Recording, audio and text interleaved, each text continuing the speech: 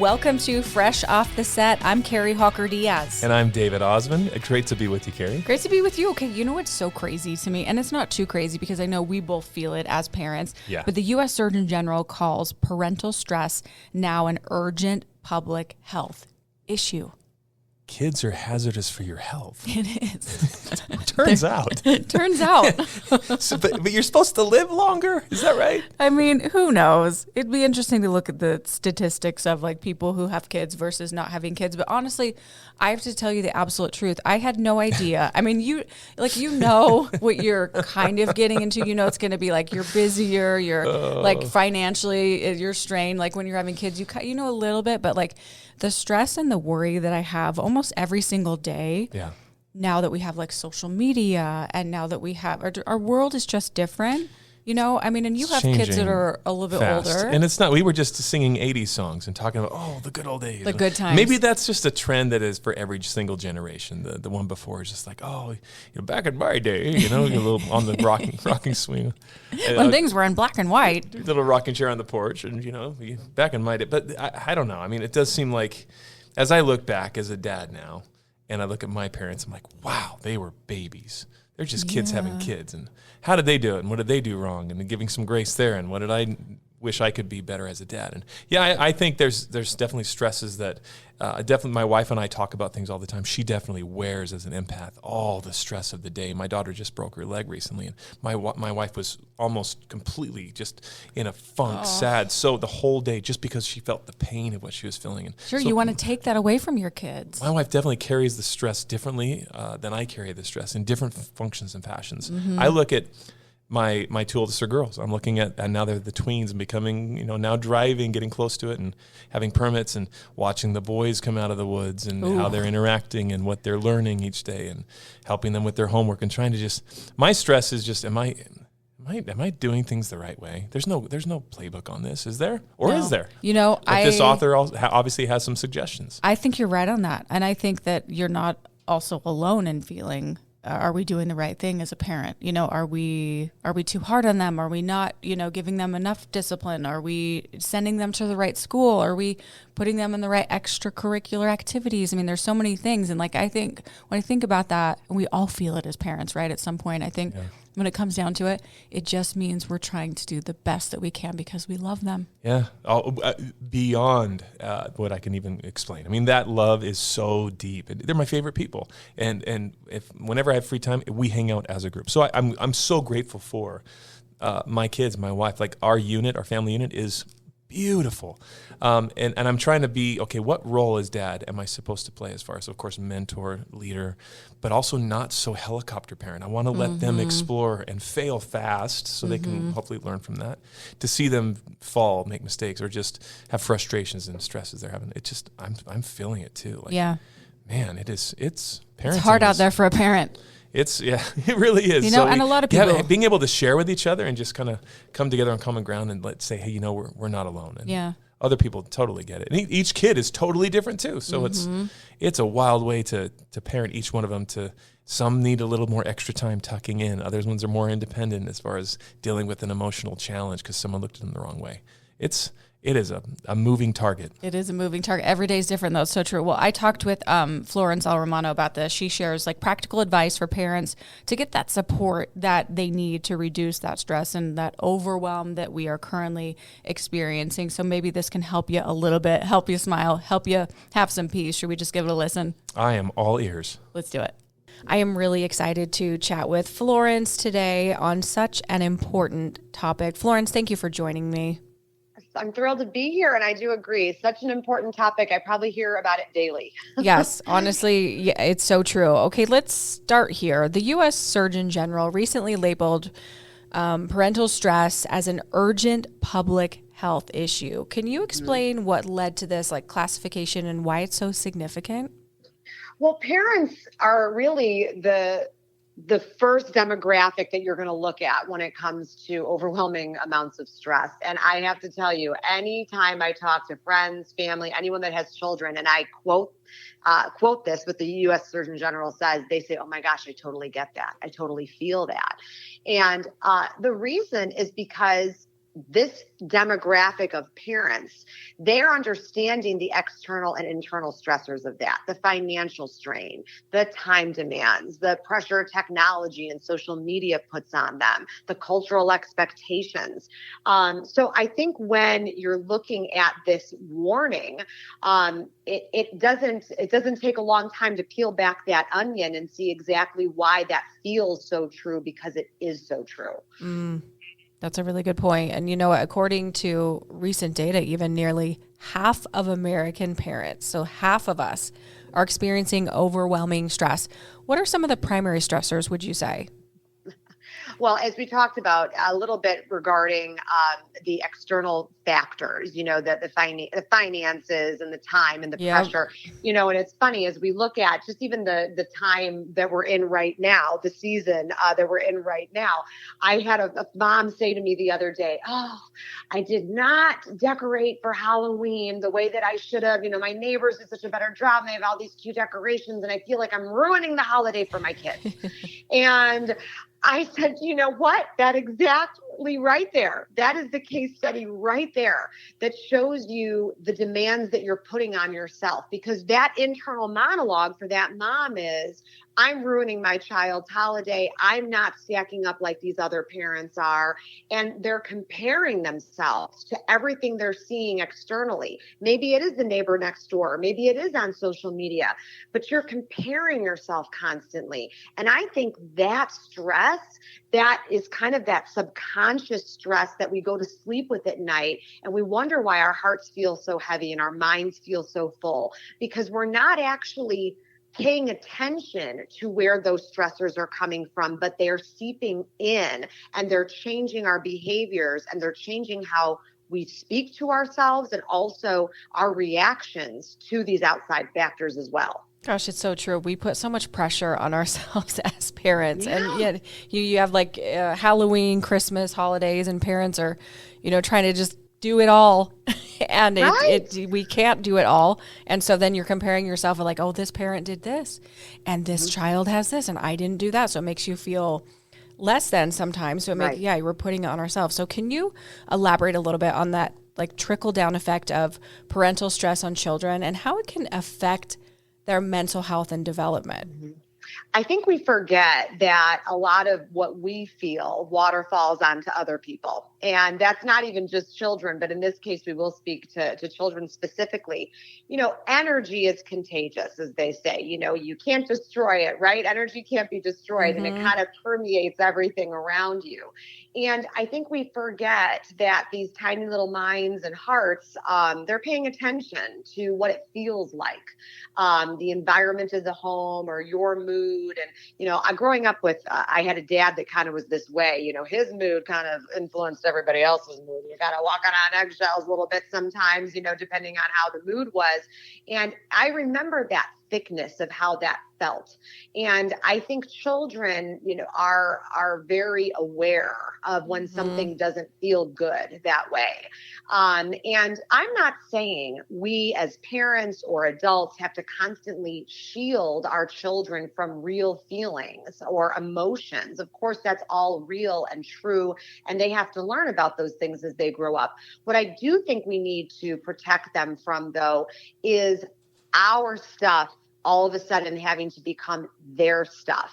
And I heard it said once, do your healing, heal yourself so your kids don't have to heal from you. And that was so profound to me. And I know that that's maybe, stretching this out a bit into maybe a different topic that we could talk about, but this trickle down effect really stems from that saying. You need to be taking care of yourself, putting your oxygen mask on yourself first in order to care for others. And that's very important in terms of this trickle down effect. If you are allowing your stuff, again, to become their stuff, your children's stuff, then that's going to implicate them on their journey and also how they are processing and how they are now starting to experience what emotional and mental and health well-being actually is.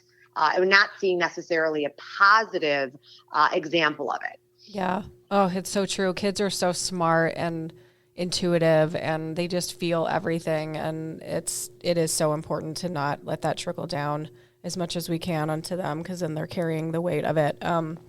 Your book, Build Your Village, emphasizes the importance of community support. How can parents begin to build their own quote unquote village, and what does that look like in practical terms?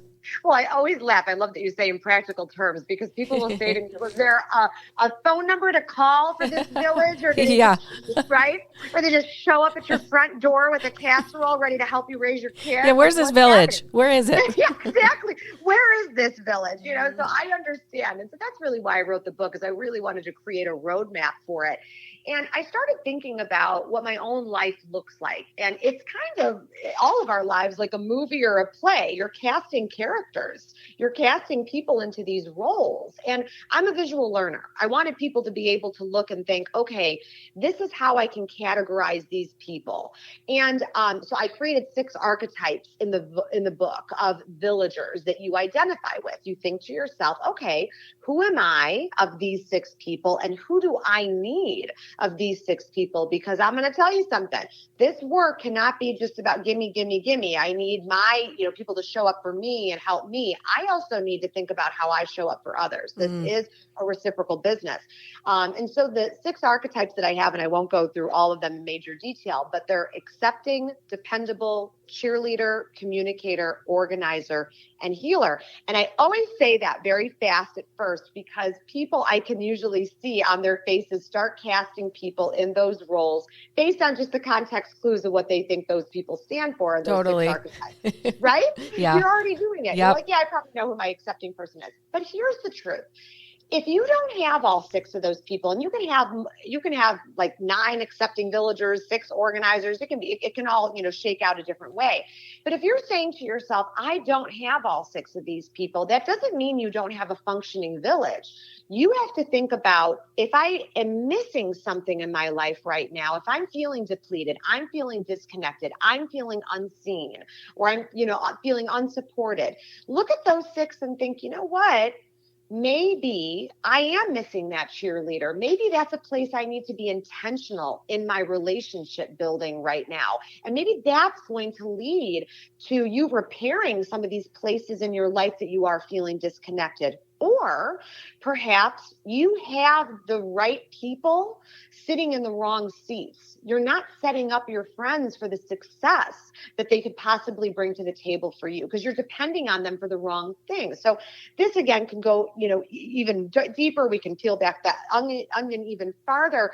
But the first step to really building that village is figuring out who currently exists and what is missing, and what do I need to change about the structure of what currently exists.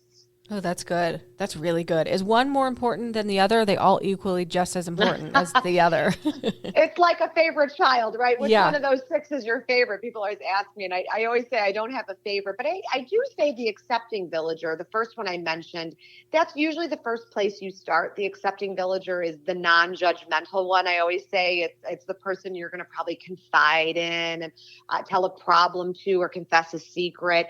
That's a really good foundation for that. For people, when you start building that village. But I also think in our world today, the healer is very important. The healer is the person that walks through whatever the it is in your life. They're not there to fix you or fix the situation, but they're consciously compassionate, and they're standing right next to you through it. And I think that support and that level of emotional support, because that's not just physical, that really is a game changer for a lot of people today, especially in a world where we talk more about our emotional and mental health. Yeah. Oh my gosh, that's so good. Okay, so I'm guessing your book dives into all of those a lot more, so we can get, if we want to build your village. Okay. Oh, that's so good. Okay. How can parents create more reasonable expectations for themselves and their children, especially in today's fast-paced, perfection-driven society? Well, first of all, I am the doom scroller. I think a lot of people probably will relate to this with social media. We're, sit there, and I'm telling myself right now, maybe everyone else needs a little bit of this advice too. I have told myself that I am not allowed to go on social media between meetings. things. I have to read instead. I have to take a book out, like a physical book, and read instead. And I actually think it's a game changer. So that's a little tip in case anyone needs one. I like that a lot. So try that today. But, going back to your original question, how do we alleviate this in the parental community, especially, and feeling that pressure? I want to remind parents that no is a complete sentence. And I need this reminder a lot in my life too, that you don't have to explain yourself when you decide not to do something. Maybe you're going to decide not to go to that soccer practice. You're not going to go to that family event this weekend, or you're not going to go on that trip that maybe was planned. And I'm using larger examples and smaller examples, but maybe you're at capacity in your life right now, and you need to start trimming some of that. I hate to call it that, but you need to start trimming some of those obligations because you are overwhelmed. And I know it's hard to disappoint people. I get it. We all are people pleasers in some sort of way, but that's where we get into trouble, where we do start to put everyone else's feelings before our own. So that is my charge to you today. If you're feeling this way out there and listening and saying, yes, this resonates, I think you need to start looking at the places you can say no. And you have to be okay knowing that people are going to be disappointed, but it's not your job to manage that emotion for them. Oh, that's so good. I think that really is one of the hardest things for most people is not having or feeling like you have to explain it. But it's interesting if you think about it on the flip side. If I invite somebody to do something and they can't go, I don't need an explanation. It's not like I need, if they can't go, just let me know. And I'm never judging or, and I think most people are that way where we don't need that explanation. But sometimes on the other side, when you're saying no, you feel like you do need to explain. Right. Because there's that guilt, we all kind of have that hardwired guilt, about it. Yep. But, and I think that's where we also start to trip ourselves up, is we're so worried about how we're going to express this this feeling, or this commitment, or or backing out of something, whatever it might be, and we're worried about, again, how that person's going to feel, or how that person's going to think of us, how they're going to judge us. Right. And like you said, more often than not, they're going to be very understanding. But again, we get in our own way about that. So true. And you know what? And many parents especially struggle with like the guilt when asking for help. What advice do you have for parents to overcome this guilt and reach out when we need it? I always laugh because people say public speaking is like the number one fear people have in the world. And I get that. That makes sense, right? A lot of people fear that. I think something that is maybe tied or even worse than that is asking for help. I think asking for help is something people are very, very afraid to do. And there are things about our society that have evolved into a really great place where there's a lot more authenticity. But I think also we are at a place where we don't necessarily see that we're able to ask for that help and know that we're worthy of it, that it doesn't mean that we're a failure, and that we are meant for people, that we are wired for that. And, you look back, and I talk about this in the book too, that we started out in this world, in our culture, in these villages with people helping. And we've moved away from that as time has gone by, because the nuclear family perhaps looks a little different now. But I always say that you need to take old school and new school and blend it. Not everything that was done back then was a bad thing. And I think that's one of the things we do need to bring back, is seeing that the idea of village and people and community and helping one another actually sets us up for more success and actually makes us healthier people. And there's a lot of data that actually supports that in terms of fighting against loneliness in our world today. And we're dealing with an epidemic in our world of loneliness today, and a friendship recession, and why dementia is more rampant today. Also, too, because loneliness expedites that. So, I want us to look and see that asking for help really is a sign of strength instead of weakness. So true. Good reminder. It's a strength instead of weakness. And going along, that same line, going a little deeper, what kind of strategies can parents use to communicate their needs effectively, in their support networks, whether it's like family, friends, or community members? I think it's all about the delivery in terms of how you're asking for that help. Think about all the different places in life that we need it. My sister right now just had a baby. She has a newborn, and she was already worried before she was having the baby about, having to ask people for help and knowing that eventually she would need it, right? Yeah. And so now she's, really realizing when she's in the thick of it, she calls, texts me, my mom, or someone and says, can someone come over and hold this baby for a few minutes so I can, take a nap or do this. Then we live close, so it's good to be able to do that. But there's also ways to do that and help people when you're not in the vicinity. An example, when someone's having a surgery or just had a baby, or there's a death in the family, or a life transition, or a loss of a job, there's a way to virtually show up for people. Maybe you're going to send them a gift card for a meal. You're going to send them a meal. You're going to make sure you set up, a week's worth of meals, or you're going to go there yourself and help, or you're going to say, regardless of, what you have going on, I'm here, I'm showing up, use me, let me help. It's about being thoughtful. And that's the truth. And that's from the people who are looking to show up and help, but you asking for the help. Again, the delivery is important. Don't be afraid to ask for what you need and be specific about it. And I think to kind of wrap up that point of it too, people are worried that if you ask for help, you're going to be keeping score. It's going to be a tit for tat situation. You're going to have this debt that you have to repay to someone. And that's not how friendship should work. If you can release that idea that they're not going to be keeping score about you asking for help or you having to show up for them, then you're going to be more inclined to do it. And when we don't ask for help, that's when our mental health suffers. And that's when we can even get into very scary territory where our mind starts lying to us about us being worthy of love and acceptance. So true. Yeah, prioritizing our mental health. And, that leads into my next question, actually. How does prioritizing parental mental health ultimately benefit not only families, but also communities at large? Again, putting that oxygen mask on yourself first before you can help other people. Yeah. That's really what it looks like. It's that visual. Because in order for us to serve, I always say, I don't know the meaning of life, but I know my meaning of life is to live in service of others. In order for me to do that, I know that I'm going to have to prioritize myself in some way, shape, or form, and whatever that looks like. And maybe that is saying no. Maybe that is asking for help.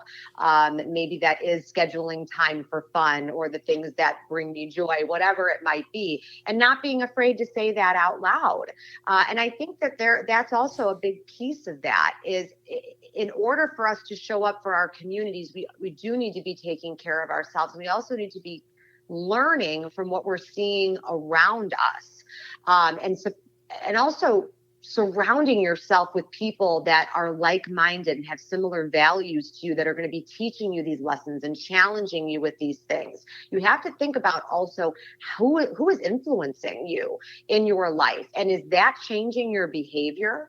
Is it for good, for bad, whatever it might be? I think that all really affects how we show up in our communities and how we take care of ourselves, the company we keep. So true. Very, very true. Okay. And for listeners who may be feeling that overwhelm, like someone listening right now thinking, I'm feeling so overwhelmed, I don't really know where to start, what resources or tools would you recommend for immediate support and relief? Well, the first thing I want you to do is know that you're worthy of asking for this help and looking for a safe place to do that. Whether it is that you have friends that you can turn to or family, or maybe this is going to be the moment you decide you're going to reach out for more professional help. Maybe it's going to be a counselor. Maybe it's going to be someone through your church or your community. But find out where you're going to be able to let the air out of the tires a bit. There is a place in life, I always say, when you feel out of control, that you can take control.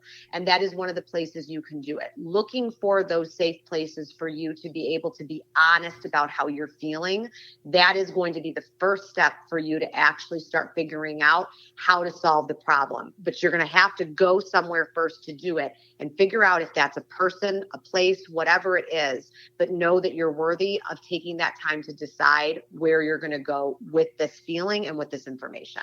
Definitely. Absolutely. Great advice. And as someone with a wealth of experience in childcare and family support, what insights have you gained about the importance of community in parenting? Oh, goodness. This could be a whole different show probably if I was going to go into it. The quickest story, when I was a nanny back in the day, I had a family whose daughter was really struggling with feeling like she was disappointing her parents and the pressure was too much on her. And she revealed that to me one night, a very tearful night, laying on the bathroom floor with me. And she said, I just can't do it. I just don't know how to do this anymore. And I feel like I'm failing everyone and everything. And I went to the parents and said, this is a conversation I had with your daughter, and I think we need to figure out a way to work on this together. I needed to keep her not keep it a secret, but keep her trust, but also be able to go to the parents and say, I'm seeing something here that is worrying me, and let's figure this out together. And we were able to figure it out together. But the mom said to me at one point, you're going to see and hear things that maybe I don't as a parent. And I need you, to be honest with me, and thank you for being honest with me. But that was a great example of coming together as, me, who's the outsider, as the nanny, coming to the parents and saying, we can work on this together. And that's community. I mean, even though I was, an employee of the family, that is still exactly what that was. It was still saying, I'm willing to listen and hear what you're going to tell me, and I'm not going to be insulted by it. I am not going to feel like you're attacking me as a parent. But let's really brainstorm this. So community is important in whatever shape it shows up in your life, and knowing that the right people are not going to be there to shame you about how you're doing or what you're doing, but they're to hold up a mirror in some ways when maybe you need to look at something that maybe you're avoiding or unaware of. That's a beautiful thing about community. But again, you can say what you mean and not say it mean. It's all about the delivery. All about the delivery. You can say what you mean, but don't do it mean. That's so good. So good. Okay, Florence, what final message would you like to share with parents who are currently experiencing high levels of stress? You are not alone, that's for sure. And that if anything that you take away from this conversation, it's that you know that you are worthy of prioritizing your mental health. And if anything else, know that all the beautiful things you want to accomplish in your life and with your family, it is going to stem from you taking care of yourself. And so please do that. Please know that you deserve it. And however that looks, invest in it. Invest that time or the money or the resources, whatever it is, because a lot does